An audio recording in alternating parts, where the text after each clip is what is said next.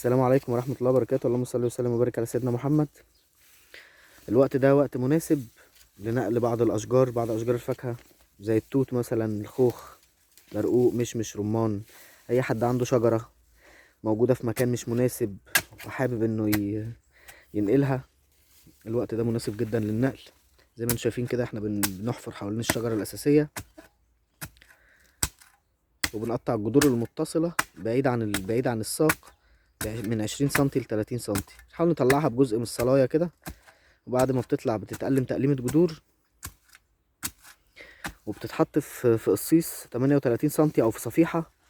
تتسقي اول مرة بهيومك وما بتتسقيش تاني خالص لغاية ما الربيع بيبتدي يهل. يعني احنا بننسمها بس كده بالمية على فترات بعيدة، ما بنخليش التربة رطبة قوي بتاعتها في الصفيحة لغاية ما يبتدي فترة النشاط ان شاء الله في الربيع، ونقدر بعد كده ننقلها في المكان الدائم تكون الشجرة ابتدت تشتغل. وطبعا بعد ما بنقلم تقليمة الجذور دي، احنا بنقلم الشجرة من فوق هي كمان، بنخفف الحمل من عليها.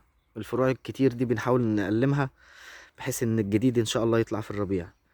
والسلام عليكم ورحمة الله وبركاته.